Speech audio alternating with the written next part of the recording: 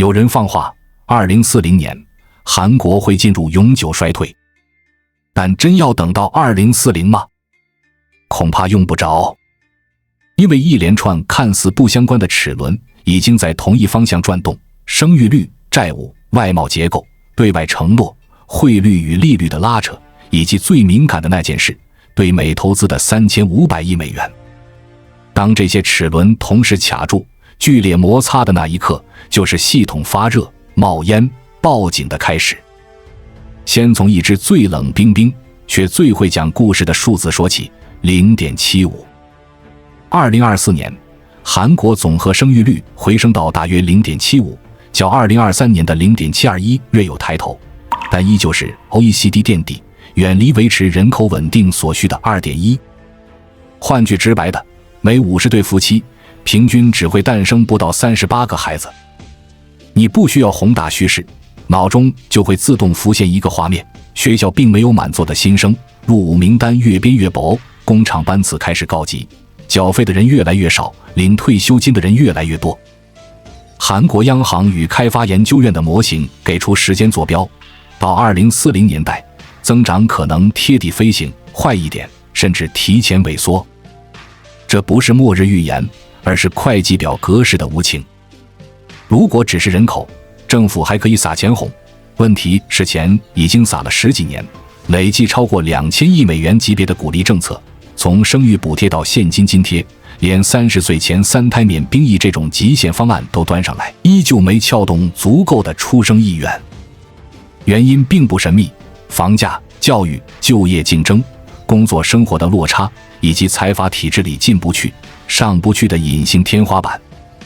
年轻人不生，不只是不想生，更多是不敢生。当不敢的人多过了想要的人，结构性结论就写好了：劳动力持续缩，生产率被拖，增速被压，财政与社保的缺口一步步放大。讲到这里，你可能会以为那就降息、刺激、拖一拖。可韩国这2年现在一个尴尬区间，降，担心房市与家庭负债再次点火；不降，内需冻住，企业喘不过气；一旦外部关税风向右变，出口端再挨一刀，货币政策就像带着镣铐跳舞。家庭负债已把宏观政策绑住手脚，韩国家庭债务 GDP 常年高企，在主要经济体里名列前茅。数据有个冷笑话，当家庭债务 GDP 超过 80%， 增长的油门就失灵，你敢降我不敢花，你不降我更不敢花。但真正把剧情推入悬崖边的是对外的条件。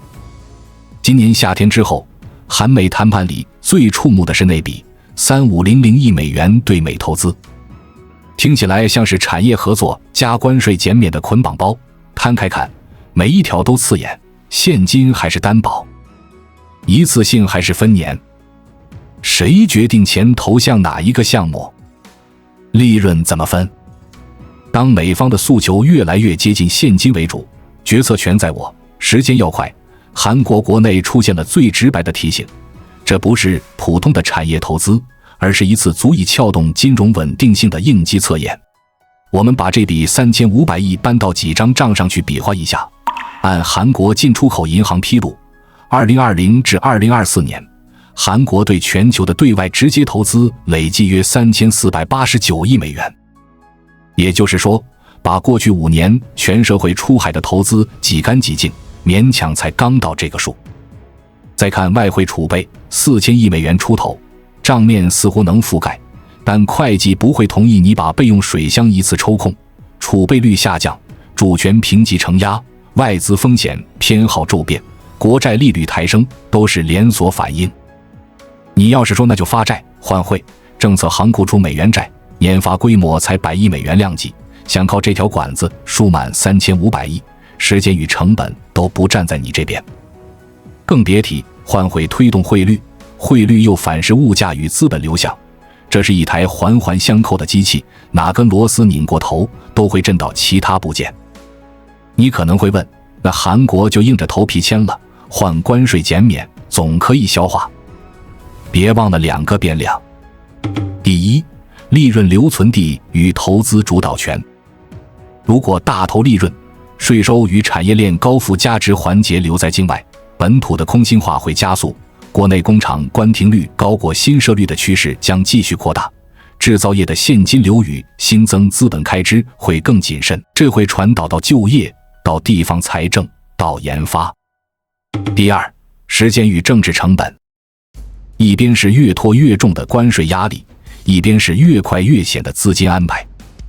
韩国总统李在明已经把话挑明，如果照对方现金优先、预付款的要求推进，风险就不是波动，而是金融稳定性事件。这句警告不是谈判话术，而是向国内金融系统递送的风险揭示书。就在此时，一个让人不适的画面插进来，美国执法部门在佐治亚州对某合资电池厂突击检查，数百名韩籍人员被带走，理由可以很技术，签证类别、用工合规、承包链条，但它释放的信号更政治，投资可以，规则我定，用工最好本地化。在这条逻辑下，韩国企业的账本出现3件雪上加霜的事：一是成本结构变了，二是产线爬坡更慢，三是管理半径更长。你可以想象，企业把这3件事传导回总部，董事会开会的关键词汇是风险、现金、回报期、可持续。于是3500亿的每一笔拨付都要回答同一个问题：商业合理性在哪里？故事并不止于产业与外汇。把镜头拉回首尔，军、公、教、国民年金的资金池里，2个已经见底，另2个延寿靠改革。年轻世代普遍认为多缴少领，这在政治上很难讲服。兵役端的现实也不浪漫，常备兵力降到45万上下，北边的常备军却在100万量级。你可以喜欢或不喜欢这些比较，但现实的比较就是现实，这意味着财政与国防也在同一张账上争资源，而资源却是在变少。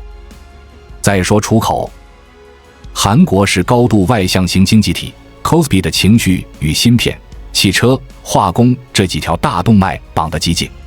一旦关税抬升、汇率波动、需求侧降温叠在一起，出口企业的利润表会同时遭到量与价的双杀，你要么让利去量，要么守价丢量。第2季度关税实际支付额的上行已经把这种难受具体化了。官方口径里，某些时段出口的同比走弱，不只是季节性，那是合约、供应链与市场份额的再分配。此刻回看 0.75， 你会发现它不是人口学的小烦恼，而是所有齿轮卡点的起点。少子与债务是一体两面，少子让税基变窄，福利刚性更强，逼得财政要去借；债务变重，让年轻人更不敢生，形成回路。货币政策想拖一把，就要承受汇率与资本流的波动；财政想多花一点，就要扛评级与利息支出；产业想出海对冲，就会遇到投资换规则的附带条款；不出海，又要面对区域内的激烈竞逐。你以为是4道题，其实是一张连线题。那就赌科技，赌高端制造。韩国当然在赌半导体、汽车电动化、显示、船舶、2次电池、氢能、AI 与存储的迭代。但科技产业的现金流、本土资本市场的承压能力以及研发投入的耐心，都需要一个相对稳定的宏观环境。简单说，要下注就得能扛得住短期的风浪，而眼下这阵风浪来得太密，关税、汇率、执法、谈判时间表、供应链政治，还有那条始终不肯离场的曲线——生育率。说到这里，你可能会产生一个更刺耳的问题：韩国真的没有退路吗？答案不是绝对没有，而是退路都很贵。第一条贵退路叫更强的本土化再工业化，扶持中小企业，重塑劳动市场，给年轻人更可预期的上升路径，把年金改革做扎实。这条路的代价是时间与政治意志，且短期数据难看。在我们进一步探索之前，我们有一个激动人心的消息要告诉大家：我们已经开通会员功能了。现在您可以加入我们的会员大家庭，享受会员专属影片和更多独家内容。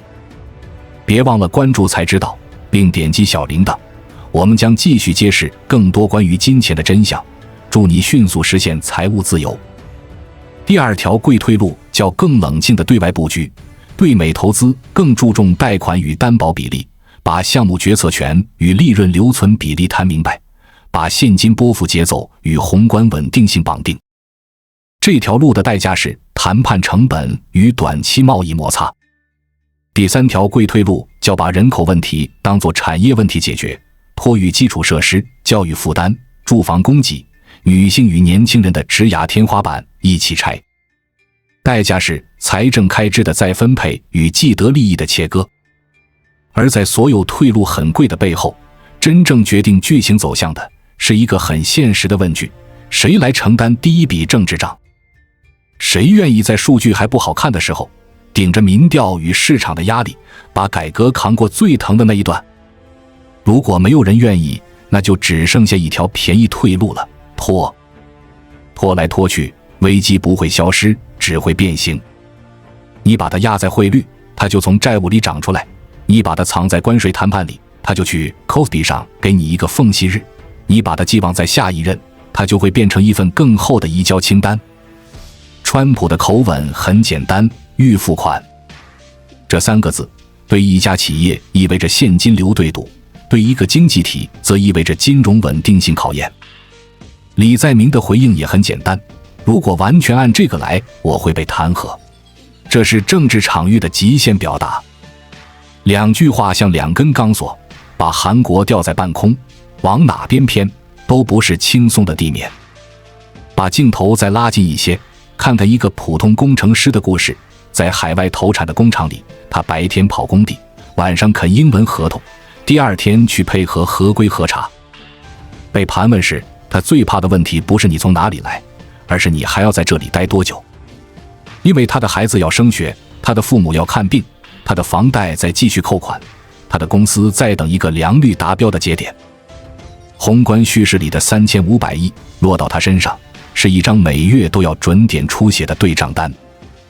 你要他对未来有信心，得先告诉他合规、签证、用工、税务、利润哪几项是稳定的。如果答案是都在谈，那他不会离开，但他会开始存更多现金，少生孩子，降低大宗消费。这就是宏观微观的闭环，政策的每一次不确定都会在一个家庭的预算表上留下肉眼可见的线条。有人说韩国的悲剧是宿命，我不喜欢宿命2个字，它太偷懒。更准确的说法是，结构给出了一个方向，但方向不是结局。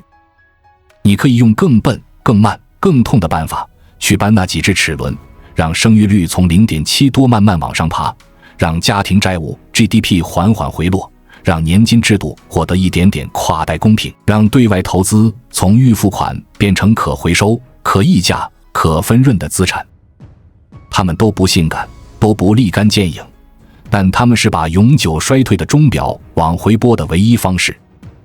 不过剧情不会等你准备好才开始。眼前谈判的秒针在走，关税的日历在翻，汇率的曲线在跳。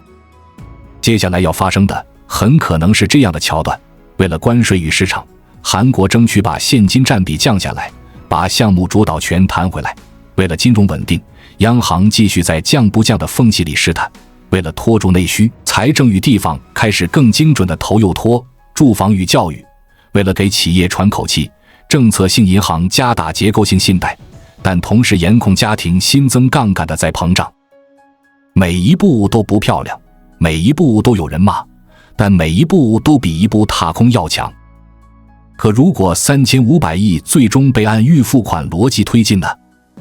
那剧情会加速，汇率承压，评级担忧升温，企业境外资本开支被动扩张，本土产线空心化风险上扬，就业结构再度被动调整。到那时再回头说2040年的永久衰退，会显得很讽刺，因为衰退从来不是某一年突然到来，它是在一连串看似合理实则昂贵的选择里悄悄完成了自我拼图。接下来我们把灯光打到债务与资本市场，看韩国如何在家庭、企业、政府3套负债系统里周旋，再把镜头移到现代汽车 LG 造船电池这一串产业链，拆开投资换规则的细节，看看它如何改变一线工厂的日常以及董事会的决策表。你会发现，所谓国家级危机，其实是千百万张家庭预算表与企业现金流表的叠加图像。韩国的危机从来不是单点爆炸，而是3条管线同时渗水：家庭债务、企业债务、政府债务。家庭线先看，2025年上半年，韩国家庭债务 GDP 比例仍在100%左右徘徊，意味着全国居民几乎人均欠着相当于1年产出的债。你可以把它想成整个国家的月供时代，利率稍微一动，全民都能感受到心跳。房贷占比高达60%以上，信贷机构长期对浮动利率过度依赖，让家庭暴露在利率波动的锋刃上。2023至2024年间，韩国银行连续加息后，家庭平均还贷支出同比暴增近20%，消费支出反而减少。经济学里叫负向财富效应，现实里叫家里钱都还银行去了。企业线也不轻松，韩国出口企业的杠杆结构高度依赖外部融资，尤其是半导体、化工、造船这些资本密集型行业。利率上升周期里，短期融资成本飙升，现金流吃紧，而汇率波动又让出口定价不稳。再加上关税阴云笼罩，不少企业开始抢出口，提前发货，压价换现金。财报上看是增长，但毛利率被挤压，应收账款堆积，这种增长是透支式的。KOSPI 指数的震荡不只是市场情绪，而是企业债务压力的集体映射。政府这条线看似最稳，实则最被动。韩国中央政府债务占 GDP 约54%，表面不算高，但地方政府与准财政部门，比如年金、公社、开发机构的负债隐藏在表外。更要命的是债务结构，短期债务比例高，外币债占比上升。2024年，韩国财政部发行外币债券规模创新高，以应对储备压力与汇率需求。这意味着一旦美元走强，收益率上升，偿债成本会迅速放大。财政空间有限时，就是与托底的能力就会被削弱。这3条管线合在一起，资本市场的情绪自然敏感。外国投资者持有的韩国国债占比接近20%，一旦市场感知资金外流风险，韩元就会被先动手。2024年第4季度，韩元对美元一度逼近1400关口，韩国央行花了数十亿美元干预汇市，表面稳住了汇率，实际上是把外储又往下抽了一层。于是你会发现，保汇率和保储备成了此刻韩国最矛盾的双目标。产业层面，再看投资换规则的实质。以现代汽车 LG 能源解决方案、三星 SDISK ON 为代表的电动车电池与半导体厂是韩国的支柱出口群。但过去2年，美方的规则不断收紧， IRA 法案要求生产链本地化，电池原料非中来源化，补贴绑定在美国制造。韩国企业想拿补贴，就得在美设厂，雇美工，用美料。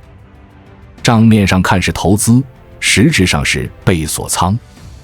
比如 LG 能源在亚特兰大的电池厂项目，总投资规模超过50亿美元，原本预期3年回本，如今因为签证、工期、原料规则的变化，回本周期拉长到5年以上。管理层的策略会议纪要留出一句话：我们的全球布局正在失去灵活性。这不是牢骚，是现实。因为一旦总部现金流被锁在海外项目里，国内的研发投入就得削，地方就业计划就得推迟，财政补贴又得再拖一轮，于是形成新一轮外流内缩的恶性回路。半导体更典型，三星与 SK 海力士在美国设厂的协议，本意是分散地缘风险，如今成了政策人质。设备采购、芯片出口、技术许可，每一个环节都要被美国商务部审批。你可以想象，董事会在权衡，要市场还是要自主？没有完美答案。韩国的困境就在这里，当你在全球化里爬得太高，去全球化的风一吹，你比谁都冷。再把镜头转到本土制造业，一线工厂的变化非常直观，班次缩短，产能利用率下降，新设投资审批周期拉长。以往是项目先批，资金再找，现在是现金先到，再谈批文。这意味着地方政府招商引资的节奏慢下来，房地产配套需求也跟着降温。于是地方财政又受挤压，地价收入减少，税收缩水，债务压力更重。所有链条首尾相扣，几乎没有缓冲带。如果再叠上社会层面的结构性紧张，就更难。韩国65岁以上人口比例已突破 24%， 养老金支出年增速超过税收增速。年轻人信心低，老人支出高，企业外流，政府被动，这是一种多重老化：人口老化、经济老化、制度老化。那么问题来了，资本市场看到的是什么？不是 GDP 增速，而是信心曲线。你可以注意到2024年底 KOSPI 反弹幅度有限，外资流入更多集中在短期套利板块，而非长期投资。这说明资金并不相信故事的长期逻辑，只相信短期波动。再看看债券市场，韩国10年期国债收益率波动区间越来越宽，信用利差上升，企业发债成本提高。连三星这样的巨头也开始主动延后债券发行，以避免市场情绪价差。这说明，即便基础资产没坏，信心的定价机制已经出了问题。资本市场失去稳定锚后，任何外部事件都可能成为触发点。一次关税谈判，一场工厂调查，一次汇率波动，甚至一次大选，都足以引发资金的集体迁徙。而韩国最不需要的正是迁徙，因为它的资金链太紧，债务太高，储备太薄。从这里再回望3500亿美元，你就能看懂它的本质。这不是投资，而是一种系统性测试。他在问韩国：你能否在外储不下滑的情况下履约？你能否在不稀释财政的情况下维稳？你能否在不触发资本外逃的情况下谈判？3个问题，没有一个轻松。真正让这场巨变危险的地方在于没有缓冲时间。人口曲线下行，债务曲线上行，资本流曲线抖动，3条线正在同一时间点交汇。所有危机的共同点是，你在看它的时候，它也在看你。故事的最后，我们必须谈人。宏观的数据再冷，也要有人去承受。韩国这几年最显眼的现象不是失业率，而是就业有了，生活没了。地铁口的便利店照样开着，外卖、仓储、兼职岗位看似遍地，但工资增长停滞，房租与物价持续攀升。中产阶层的错觉安全感被一点点剥离，有工作不代表有余裕，有房不代表能松口气。统计局的数据里，2024年韩国20至39岁年龄段的实际可支配收入中位数已经连续第3年下滑。越来越多年轻人选择不结婚、不生子、不买房，这不是叛逆文化，而是一种自我保护机制。干嘛要进系统？那是亏钱的起点。一名首尔设计师在访谈中说，这句话的背后是一个集体共识：体制、房产、家庭、储蓄，过去被视为安全感的4根柱子，现在都在动摇。国家叙事与个人叙事之间出现了裂缝。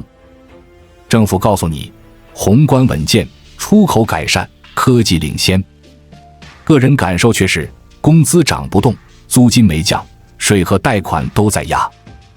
这种叙事错位比债务更危险，因为一旦人民不再相信未来能变好，经济政策就会失效。你刺激他们储蓄，你减税他们还贷，你放宽信贷他们搬去更小的房。宏观政策变成了对着空气讲话。最直观的例子是消费心理的塌陷。2024年第4季度，韩国消费者信心指数跌到去年同期以下，餐饮、旅游、娱乐等非必需消费全面萎缩。政府鼓励爱国消费，推出国产品牌周，但年轻人一句话就能刺穿，那是财阀的生意，不是我们的生活。情绪的冷淡比数据的下滑更说明问题。再看社会结构，老龄化带来的不是单纯的养老金压力，而是代际情绪的撕裂。年轻人缴税却看不到回报，老人依赖补贴却担心被嫌弃。媒体上常见的口水战，你们年轻人只会抱怨你们老人吃光了未来。当一个社会把矛头转向彼此时，制度就开始失血。这种撕裂也在政治上显形。李在明政府面临的不是反对党，而是普遍的不信任。无论谁上台，都得面对同样的问题：人口、生育、债务、外资、关税、科技依附。但任何改革都意味着疼痛期，而韩国选民已经对疼痛失去耐心。于是政策越来越短线，领导人越来越谨慎，国家战略越来越像一场舆论管理。然而世界不会等你疗伤。当全球供应链正在重组，人工智能与清洁能源正在改写产业格局，韩国却被迫把资金、产能、人力同时外派。那就像一个跑步选手，体能还在，但绑着铁链。你可以继续跑，但每一步都耗血。有时人们把这种状态称为结构性失速。增长还在，但信心在滑落；出口还在，但内需在空洞；科技还在，但社会的精神不在。